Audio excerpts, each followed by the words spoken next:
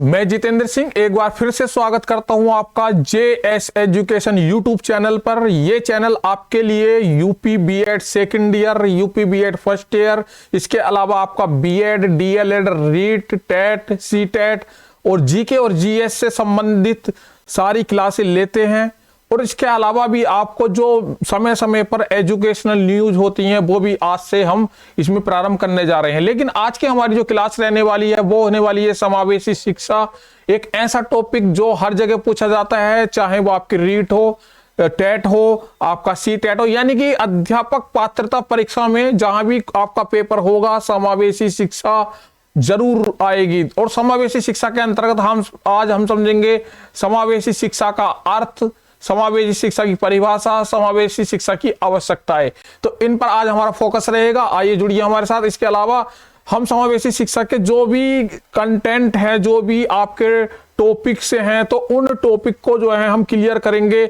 जैसे श्रवणबाधित बालक, जैसे कि आपके दृष्टिबाधित बालक, तो इससे क्वेश्चन बनते हैं, भर भर के क्वेश्चन बनते हैं। तो इन क्लासों के अंतर्गत हम उसे सीखने का प्रयास करेंगे। तो आज की हमारी क्लास रहने वाली है समावेशी शिक्षा की अवधारणा को हम सबसे पहले समझते हैं। यहाँ पर समावेशी शिक्षा की अवधारणा होती क्या है? समावेशी शिक्षा ऐसी प्रक्रिया शिक्षा होती है जिसमें सामान्य बालक बालिकाएं और मानसिक तथा शारीरिक रूप से बाधित बालक एवं बालिकाएं सभी एक साथ बैठकर एक ही विद्यालय में शिक्षा ग्रहण करते हैं। यानी कि जो सामान्य बालक बालिकाएं हैं और जो मानसिक और शारीरिक रूप से जो बाधित बालक बालिकाएं हैं वो एक साथ एक कक्षा में, एक विद्यालय में एक साथ बैठकर शिक्षा प्राप्त करते हैं। समावेशी शिक्षा सभी नागरिकों समानता के अधिकार की बात करती है। इसीलिए इसके सभी शैक्षिक कार्यक्रम इस प्रकार के तय किए जाते हैं। ऐसे संस्थानों में विशिष्ट बालकों के अनुरूप प्रतिभाशाली वातावरण तैयार किया जाता है और नियमों में कुछ छूट भी दी जाती है, जिससे कि विशिष्ट बालकों को समावेशी शिक्षा के द्वारा सामान्य विद्यालयों में सामान्य बालकों के साथ कुछ अधिक सहायता प्रदान करने की कोशिश की जाए। यानी कि जो विशिष्ट बच्चे होते हैं वो सामान्य बालकों के साथ पढ़ाए जाते हैं और स्कूल जो है उन्हें जो है कुछ नियमों में छूट देते हैं, विशिष्ट बच्चों के लिए अलग से कुछ अधिक करने का प्रयास करते हैं। यानी कि सामान्य बालकों के साथ साथ विशिष्ट बालकों को लेकर चला जाता है, यानी कि एक साथ, जिससे कि विशिष्ट बालकों का भी जो है सामान्य बालकों की तरह जो है समाज में शारीरिक, मानसिक और चारित्रिक रूप से सभी पक्षों के रूप से उसका सर्वांगीण विकास हो सके। ये समावेशी शिक्षा की अवधारणा थी। इसमें कुछ पॉइंट हैं। समावेशी शिक्षा का जो प्रारंभ हुआ था वो हुआ था आपका कनाडा में, और कनाडा और अमेरिका में इसका जो है शुरुआत हुई थी 1955 में। जो इसका नियम आया था 1995 में। इसके अलावा जो है इंटरनेशनल ट्रस्ट एक्ट जो बना था 1999 में बना था। ये समावेशी शिक्षा के कुछ पॉइंट थे। अब देखिए समावेशी शिक्षा का अर्थ समझते हैं अवधारणा के बाद। समावेशी शिक्षा को अंग्रेजी में इंक्लूसिव एजुकेशन कहा जाता है, जिसका अर्थ होता है सामान्य और विशिष्ट बालक बिना किसी भेदभाव के एक ही विद्यालय में शिक्षा ग्रहण करें। अब दो प्रकार के बालक है, विशिष्ट और सामान्य। विशिष्ट बालक और सामान्य बालक, दो तरीके के बालक होते हैं। तो इन्हें जो है एक साथ शिक्षा ग्रहण करने। विशिष्ट बालक आपके कौन से होते हैं?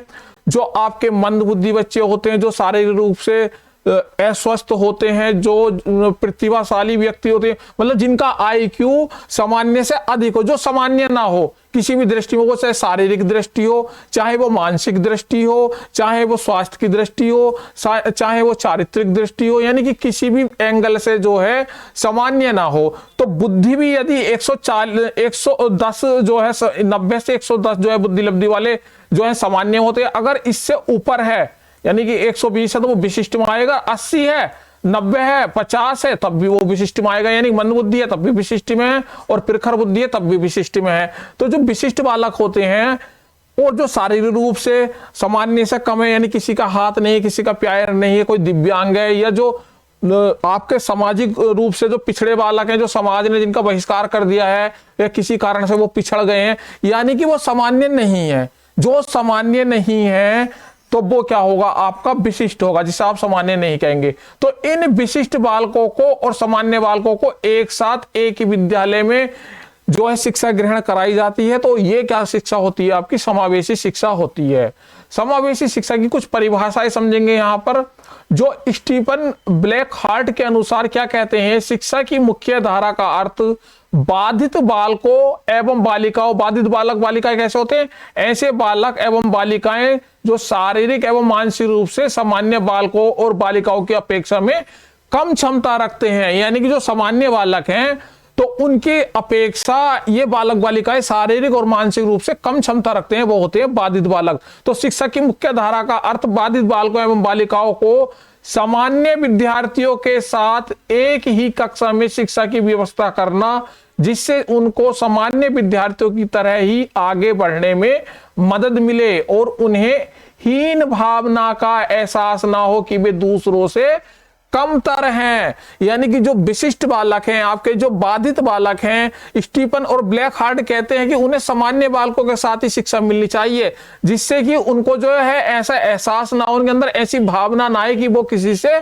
कम है। तो इस तरीके की शिक्षा की व्यवस्था को जो कहते हैं स्टीफन और ब्लैक हार्ट बताते हैं। यश दुबे के अनुसार क्या है, समावेशी शिक्षा एक ऐसी शिक्षा प्रणाली है जो छात्रों की योग्यता, क्षमता, शारीरिक और आर्थिक स्थितियों के अनुरूप शिक्षा प्रदान करती है। यानी कि बच्चे के अंदर किस प्रकार की क्षमता है, शारीरिक रूप से योग्यता के अनुसार कैसी क्षमता है, वो आर्थिक रूप से कैसा है, वो सामाजिक उसका जो है स्तर कैसा है, तो उन सारी क्षमताओं को देखते हुए शिक्षा जो दी जाती है वो समावेशी शिक्षा के अंतर्गत दी जाती है। यानी समावेशी शिक्षा में ये ध्यान रखा जाता है कि बालक का क्या स्तर है और सामान्य बालक का क्या स्तर है, तो उन सबको सामान्य बालकों के साथ मिलाकर जब सामान्य स्तर पर हम लिए आते हैं तो वो क्या होती है, समावेशी शिक्षा प्रणाली होती है। अब पीके शर्मा क्या कहते हैं समावेशी शिक्षा के बारे में। समावेशी शिक्षा एक ऐसी शिक्षा प्रणाली है जिसका उपयोग करके प्रतिभाशाली और शारीरिक रूप से अक्षम छात्रों को एक साथ शिक्षा दी जाए। यानी कि जो बालक प्रतिभाशाली हैं, जो विशिष्ट हैं, जो अच्छे हैं, तो उन्हें जो है शारीरिक रूप से जो अक्षम बालक हैं, जो शारीरिक रूप से कम हैं, मंद बुद्धि हैं, या उनके शरीर में कोई दोष है, या उन्हें और कोई प्रॉब्लम है, यानी कि वो पिछड़े हुए हैं, तो उनको और प्रतिभाशाली बच्चों को एक साथ शिक्षा देना ही जो है समावेशी शिक्षा कहलाती है। ये और अन्य शिक्षार्थियों के अनुसार, अब अन्य शिक्षार्थी जो है उनका जो निचोड़ है वो क्या कहते हैं, समावेशी शिक्षा वह शिक्षा होती है जिसमें सामान्य बालक बालिकाएं और विशिष्ट बालक बालिकाएं एक ही विद्यालय में बिना किसी भेदभाव के एक साथ शिक्षा ग्रहण करते हैं। मुख्य सार क्या निकल कर आता है, परिभाषाओं से, अर्थ से, अवधारणा से, जो आपके सामान्य बालक बालिका हैं और जो आपके विशिष्ट बालक बालिकाएं। सामान्य बालक बालिकाएं की सीधी परिभाषा है जो सामान्य ना हो। मान लीजिए सामान्य बुद्धिलब्धि कितनी होती है आपकी, 90 से 110। यदि 110 से कम है यानी मंद बुद्धि 80 है, 70 है, या 120 है, 140 है, तो ये दोनों जो है विशिष्ट बालक में आएंगे। कोई हाथ पैर या किसी तरीके से आंखों से, कानों से कम सुनता है तो वो भी आपका विशिष्ट बालक में आएगा। कोई सामाजिक रूप से पिछड़ा हुआ है वो विशिष्ट बालक में आएगा। विशिष्ट और सामान्य बालक अगली कक्षाओं में हम इस पर खुली चर्चा करेंगे। तो विशिष्ट और सामान्य बालकों को एक साथ जब हम शिक्षा देते हैं, एक ही स्कूल में, एक ही कक्षा में, एक ही अध्यापक द्वारा शिक्षा दी जाती है, तो वो क्या होती है, आपकी समावेशी शिक्षा होती है। ये इसका अर्थ निकल कर आता है। समावेशी शिक्षा के क्षेत्र कौन कौन से, यानी समावेशी शिक्षा का क्षेत्र भी हमें जान लेना चाहिए कि कौन कौन से क्षेत्र में काम करती है। शारीरिक रूप से बाधित बालकों पर, यानी शारीरिक रूप से बाधित बालकों की जो प्रोग्रेस करने के लिए, उन्हें शिक्षित करने के लिए जो है ये कार्य करती है। तो इनके अधिकार क्षेत्र में या इनके जो शिक्षा का क्षेत्र होता है वो शारीरिक रूप से बाधित बालकों पर जो है ये शिक्षा दी जाती है। मानसिक रूप से बाधित बालक, यानी कि जो मानसिक रूप से जो मेंटली कमजोर हैं, मंद बुद्धि हैं या बाधित हैं वो किसी तरीके से, तो ऐसे बच्चों को जो है समावेशी शिक्षा में जो है शिक्षित किया जाता है। समावेशी शिक्षा का अगला क्षेत्र है सामाजिक रूप से बाधित बालक। जो सामाजिक रूप से किसी वजह से पढ़ाई उनकी रुक गई है, छूट गई है, सामाजिक स्तर की वजह से, सामाजिक समस्याओं की वजह से, तो वो होते हैं सामाजिक रूप से बाधित बालक। तो उनकी शिक्षा का जो है वो देने का कर्तव्य भी जो है समावेशी शिक्षा के अंतर्गत आता है, समावेशी शिक्षा के क्षेत्र के अंतर्गत आता है। समावेशी शिक्षा के क्षेत्र में और क्या आता है, शैक्षिक रूप से बाधित बालक, यानी जो शिक्षा में किसी रूप से पिछड़ गए हैं, कोई फेल हो गया या किसी कारण से उनने पढ़ाई छोड़ दी है या कोई भी कारण आया हो, जो शिक्षा के क्षेत्र में पिछड़ गया है, तो उस बालक की भी जो जिम्मेदारी होती है वो समावेशी शिक्षा के अंतर्गत शिक्षित करने की होती है। तो ये समावेशी शिक्षा के क्षेत्र हो गए, इनके बारे में आप विस्तृत लिख सकते हैं, जो समझा दिया है हमने। इसके बाद जो आता है समावेशी शिक्षा के मुख्य उद्देश्य। अब किसी भी चीज के हमें उद्देश्य पता होना चाहिए, तो समावेशी शिक्षा के उद्देश्य क्या है, समावेशी शिक्षा लाए क्यों हम, तो उसका सबसे पहला उद्देश्य बालक के विकास के लिए सहायक वातावरण उपलब्ध कराना, यानी कि बालकों के विकास के लिए जो है बालक का जो विकास करेंगे तो उस विकास के लिए जो सहायता दे, तो ऐसा वातावरण उपलब्ध कराना जो है समावेशी शिक्षा का उद्देश्य होता है। यानी कि जो विशिष्ट बालक सामान्य बालकों के साथ पढ़ रहे हैं, तो सबका वातावरण इस तरीके का हो जो सुलभ हो, विशिष्ट बालकों के लिए भी और सामान्य बालकों के लिए। तो ऐसा वातावरण तैयार कराना जो है समावेशी शिक्षा का मुख्य उद्देश्य होता है। बालक में समाज के प्रति सकारात्मक दृष्टिकोण लाना, यानी कि बालकों को उनके दृष्टिकोण में, उनके विजन में जो है स्पष्टता लाएं, वो एक धनात्मक, एक सकारात्मक दृष्टिकोण पैदा करना जो है समावेशी शिक्षा का मुख्य उद्देश्य होता है, कि बालक के अंदर किस प्रकार से हम सकारात्मक दृष्टिकोण ला सकते हैं। समाज का बालकों के प्रति संवेदनशीलता का विकास, यानी कि बालक को इस तरीके से हमें टीच करना है, समावेशी शिक्षा का ये उद्देश्य होता है। समावेशी शिक्षा में जो है समाज के प्रति जो है बालक संवेदनशील हो, यानी कि समाज की क्या समस्याएं हैं, समाज के लिए उनके क्या कर्तव्य है, वो समाज के लिए क्या कर सकता है, वो समाज के लिए किस तरीके से अपना योगदान दे सकता है, समाज के विकास में किस तरह से जो है वो अपना जो है व्यवहार दिखा सकता है। तो ये सब चीजें जो है समावेशी शिक्षा के उद्देश्य के अंतर्गत आती हैं। शिक्षा सीखने की प्रवृत्ति का विकास, यानी समावेशी शिक्षा का जो मुख्य उद्देश्यों में एक उद्देश्य यह है कि बच्चे की सीखने की प्रवृत्ति का विकास करना, यानी जो बच्चा तो हर किसी बच्चे की प्रवृत्ति होती है सीखने की, किसी की कम होती है, किसी की ज्यादा होती है, तो जिसकी कम है तो उसको और अधिक प्रवृत्ति को, उसकी सीखने की प्रवृत्ति को बढ़ाया जाए, ये समावेशी शिक्षा का उद्देश्य है। बालकों में नव जीवन का संचार, यानी बालकों के अंदर एक ऐसी ऊर्जा पैदा करना जो आस छोड़ चुके हैं कि हम तो कुछ कर ही नहीं सकते, तो उनके अंदर एक ऐसी चेतना विकसित करना, एक ऐसा जो है ऊर्जा पैदा करना जिससे कि वो एक नए जीवन की शुरुआत करें, यानी कि उनके अंदर जो है एक अलग ही प्राणी जो है आगे बढ़े और वो कुछ देश के लिए, समाज के लिए कुछ करें, अपने साथ साथ देश और समाज का भी विकास करें। तो उनके अंदर नव संचार की भावना पैदा करना। बालकों को स्वावलंबी होने के लिए व्यावसायिक शिक्षा प्रदान करना। अब समावेशी शिक्षा का जो मुख्य उद्देश्य है, जो विशिष्ट बालक हैं, जो शारीरिक रूप से कमजोर हैं या किसी भी तरीके से कमजोर है, वो मानसिक रूप से, या जो सामान्य बालक भी हैं, उन सभी बालकों को जो है स्वावलंबी बनाना। यानी स्वावलंबी का मतलब है कि अपने पैरों पर खड़ा करना, वो जीवन भर अपने लिए जो अपना जीवन है उस जीवन को सही से चला पाए, यानी कि खाने पीने की उन्हें कोई समस्या ना हो, उन्हें जो है किसी भी अपने खर्चे के लिए समस्या नहीं, यानी कि एक तरीके से स्वावलंबी बनाना, यानी कि अपने पैरों पर खड़ा करना के लिए जो है व्यावसायिक शिक्षा का भी जो है समावेशी शिक्षा में जो है प्रावधान है, इसका उद्देश्य है। अब आपका आता है अगला उद्देश्य, शारीरिक अक्षमता वाले बालकों को के माता पिता को निपुण तथा कार्य कुशलताओं के बारे में समझाना तथा बालकों के सक्षम आने वाली समस्या एवं कमियों का समाधान करना। यानी कि जो शारीरिक रूप से अक्षम बालक हैं, जो विशिष्ट बालक हैं हमारे, तो उनके माता पिताओं को भी जो है एक तरीके से उन्हें भी इस बात की जानकारी देनी है कि आप अपने बच्चों के लिए किस प्रकार से उनका सहायता कर सकते हैं, उनकी समस्याओं को कम कर सकते हैं। तो ये भी समावेशी शिक्षा का उद्देश्य होता है कि माता पिता को भी इसके प्रति जागरूक किया जाए। शारीरिक विकृति बालकों की विशेष आवश्यकताओं की सर्वप्रथम पहचान करना, उनका निर्धारण करना। समावेशी शिक्षा के अंतर्गत ये भी देखा जाता है कि किस बच्चे को शारीरिक रूप से अक्षम है या शारीरिक मानसिक रूप से अक्षम है, यानी कि उसके अंदर जो भी विकृतियां हैं उनको पहचानना और उनका निर्धारण या उनका निवारण, उनको निर्धारित करके कि इनके अंदर ये परेशानियां, उनका जो है निवारण करने की कोशिश करनी चाहिए और उन्हें जो है शिक्षा में मदद देनी चाहिए, उन्हें जो है आगे बढ़ने का जो है हमें सहायता करनी चाहिए। शारीरिक दोष की स्थिति के बढ़ने से पूर्व ही उसे रोकने के उपाय करना तथा बालकों के सीखने की समस्याओं को ध्यान में रखते हुए कार्य करने की नवीन विधियों द्वारा प्रशिक्षण करना। यानी कि बच्चों को जो है जो शारीरिक दोष है उन पर नजर बनाए रखना कि बच्चे का जो दोष है वो बढ़े ना, और उसका जो है जो भी दोष है उसे दूर करने की कोशिश की जाए, उसके उपाय किए जाएं, चाहे वो डॉक्टरी उपाय हो, चाहे आपके जो है मानसिक रूप से उपाय हो, और उसके अलावा जब ऐसे बच्चों को पढ़ाने के लिए नवीन विधियों के लिए जो है अध्यापकों को प्रशिक्षण देने की व्यवस्था भी समावेशी शिक्षा में के उद्देश्य के अंतर्गत आती है।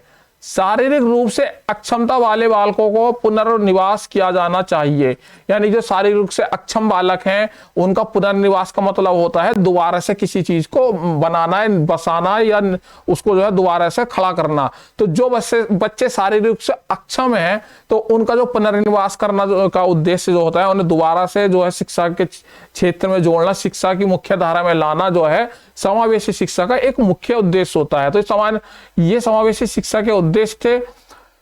अब इन उद्देश्यों के अलावा समावेशी शिक्षा के कुछ सिद्धांत है। वातावरण को नियंत्रित करना पहला सिद्धांत है। तो वातावरण को नियंत्रण पूर्ण होना, यानी कि इसका मतलब यह है कि समावेशी शिक्षा की जो कक्षा होती है, समावेशी शिक्षा जब दी जाती है तो उन कक्षाओं में यह ध्यान रखा जाता है कि वातावरण जो है इस तरीके से नियंत्रण में हो कि वो जो है सामान्य बालक को भी परेशानी ना हो शिक्षा ग्रहण करने में, और जो विशिष्ट बालक है उनको भी कोई परेशानी ना हो। तो वातावरण को पूर्ण रूप से नियंत्रित रखना चाहिए। विशिष्ट कार्यक्रमों द्वारा शिक्षा, यानी कि हमें समय समय पर समावेशी शिक्षा के अंतर्गत विशिष्ट कार्यक्रम करते रहना चाहिए। उन कार्यक्रमों के माध्यम से जो है जो हमारे विशिष्ट बालक हैं उन्हें शिक्षा ग्रहण करने का जो है अवसर अच्छे से प्राप्त होगा।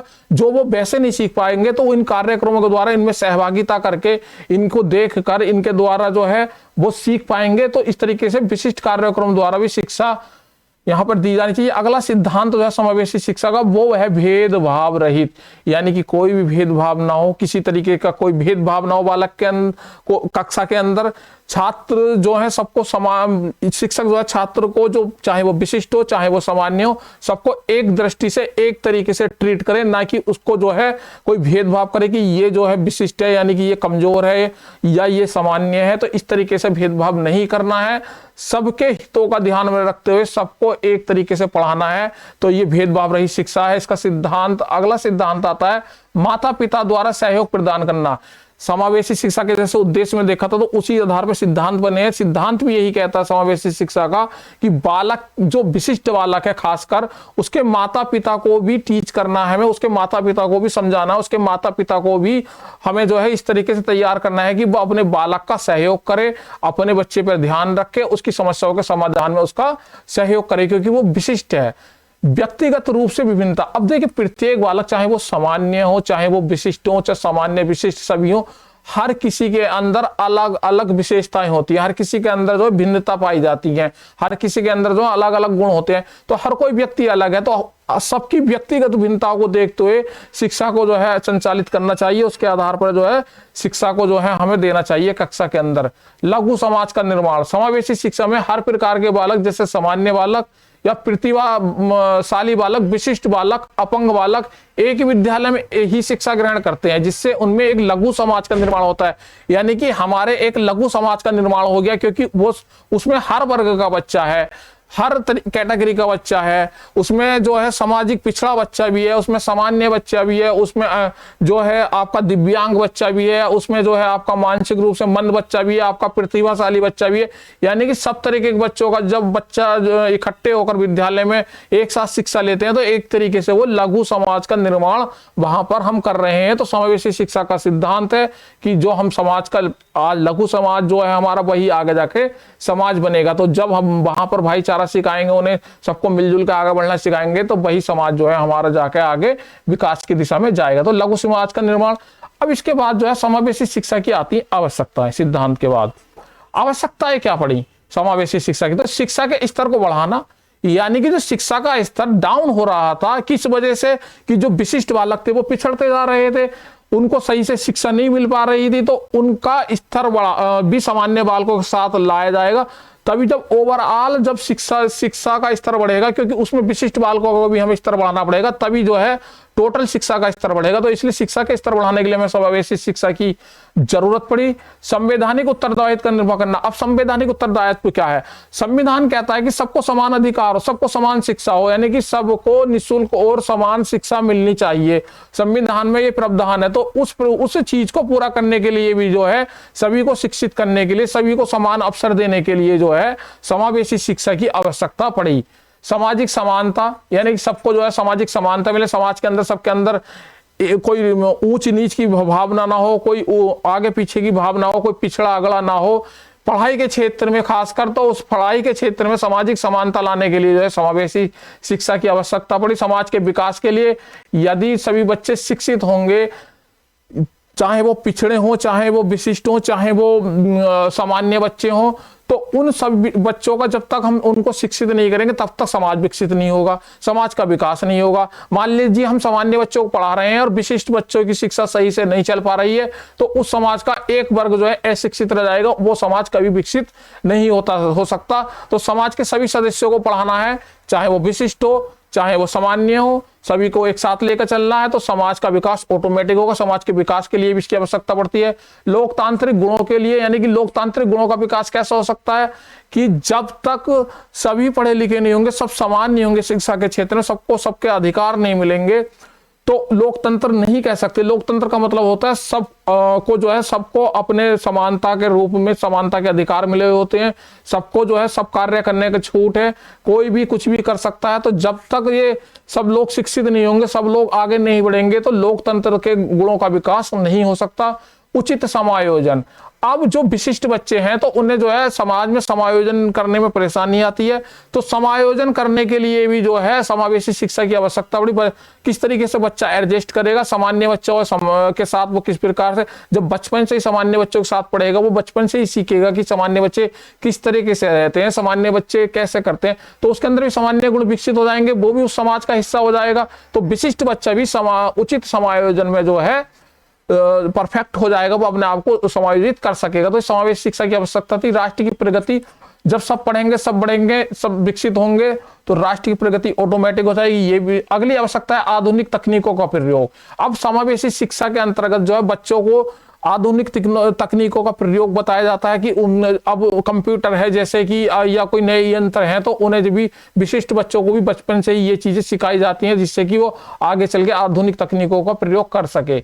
शिक्षा का सार्वभौमिकता, यानी शिक्षा का सार्वभौमिकीकरण करने के लिए समावेशी शिक्षा की आवश्यकता है। सार्वभौमिकता का मतलब होता है शिक्षा जन जन तक जाए, सब तक जाए, यानी कोई अशिक्षित ना हो। माता पिता के लिए संतोषजनक प्रभाव, यानी कि जो माता पिता हैं तो उनके लिए जो है एक संतोष मिलता है कि मेरा जो विशिष्ट बच्चा है, मेरा जो पिछड़ा बच्चा है, मेरा जो कमजोर बच्चा है, उसको भी शिक्षा मिल रही है। रोजगारों के अवसरों में वृद्धि, जब सब पढ़े लिखे होंगे, जब सब आगे बढ़ेंगे, जब सही से सब शिक्षित होंगे, तो रोजगार में के अवसरों में वृद्धि ऑटोमेटिक हो जाएगी।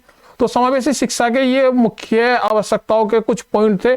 इसके अलावा भी आप समावेशी शिक्षा की आवश्यकता यहाँ से ले सकते हैं, क्योंकि बीएड में कई बार आपका लॉन्ग क्वेश्चन पूछा गया, इसका आप स्क्रीनशॉट ले सकते हैं यहाँ से। देखिए आवश्यकताएं यहाँ पर बहुत सारी हैं, तो इन आवश्यकताओं को आप पढ़ सकते हैं, इनके स्क्रीनशॉट ले सकते हैं और अपने लॉन्ग क्वेश्चन की प्रिपरेशन कर सकते हैं। अब आता है समावेशी शिक्षा का महत्व और आवश्यकताएं लगभग एक सी ही मिलती जुलती होती हैं।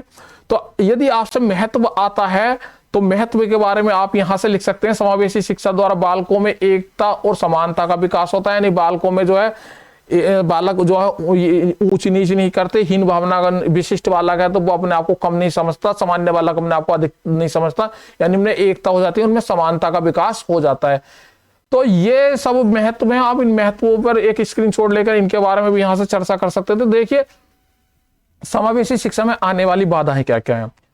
शिक्षक में शिक्षण कौशल की कमी। अब बाधा कहाँ आई, शिक्षण कौशल ही नहीं है टीचर के अंदर, टीचर इस तरीके से परफेक्ट ही नहीं है, टीचर के अंदर वो जो क्वालिटी है, जो प्रोफेशनल टीचर नहीं है वो, तो समावेशी विद्यालयों में ऐसे शिक्षकों को प्रॉब्लम आती है। तो ऐसे शिक्षकों के लिए जो है समय समय पर जो है उनकी ट्रेनिंग कराई जाती है, उनके जो है एजुकेशन, टीचर एजुकेशन में उनके समय समय पर सेमिनार होते हैं, उनके लिए कार्यशालाएं होती हैं, तो उन्हें वहां पर सिखाया जाता है। तो शिक्षण जो है कौशल प्राप्त होना चाहिए शिक्षक, अध्यापक। अब जो है समाज की मनोवृत्ति, अब समाज की मनोवृत्ति कैसे है, समाज का दृष्टिकोण, जिस समाज में हम रहते हैं वहां लोग कहते हैं अरे यार ये क्या पढ़ेगा, ऐसे तो दिखता ही नहीं है, यार इससे तो आवाज ही नहीं जाती। यदि समाज की मनोवृत्ति पॉजिटिव है तो बच्चा आगे बढ़ेगा, नहीं तो समाज की मनोवृत्ति अभी जो है समावेशी शिक्षा में बाधक बनती है। शारीरिक बाधा है, कुछ बच्चे शारीरिक रूप से अधिक असक्षम होते हैं, तो वो बच्चे समावेशी शिक्षा में जो है अपने आप को सही से जो है नहीं ढाल पाते, वो रोज विद्यालय नहीं आ सकते या उन्हें जो है परेशानी होती है विद्यालय तक पहुंचने में। अब हमारे पाठ्यक्रमों में भी कुछ प्रॉब्लम है जो समावेशी शिक्षा के लिए और सामान्य बच्चों के लिए जो बनाया जाता है उस पाठ्यक्रम में भी कहीं ना कहीं सुधार की आवश्यकता है। ये भी हमारे लिए बाधक है। भाषा और संवाद की समस्या, भाषा, किसी बच्चे को कोई भाषा समझ में नहीं आती जिस भाषा में टीचर पढ़ा रहे हैं, संवाद में यानी कि जो टीचर बोल रहा है बच्चे के को उसको समझ में नहीं पा रहा है क्योंकि बच्चा ऊंचा सुनता है, तो उसके लिए जो है ये बाधाएं आती हैं समावेशी शिक्षा के अंतर्गत। लेकिन इनकी जो कमी पूरी करी जा सकती है टेक्नोलॉजी के माध्यम से, उसे मशीनों के माध्यम से जो है उसे वो आवाज सुनाई जा सकती है। भारतीय शिक्षा नीतियों से बाधाएं, अब कुछ भारतीय शिक्षण नीतियां भी इस तरीके की हैं जिनसे समावेशी शिक्षा के अंतर्गत बाधाएं उत्पन्न होती हैं, जो कि काफी हद तक जो नई शिक्षा नीति आई उसमें उससे सुधार करने की कोशिश की गई है। तो ये समावेशी शिक्षा में आने वाली बाधाएं थी। तो आज हमने समावेशी शिक्षा पर जो हमने चर्चा की उसके अंतर्गत हमने देखा समावेशी शिक्षा का अर्थ, परिभाषाएं, उद्देश्य और आवश्यकताएं।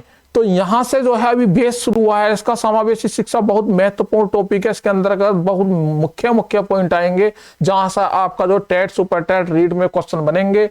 आज के लिए इतना ही। नमस्कार, धन्यवाद।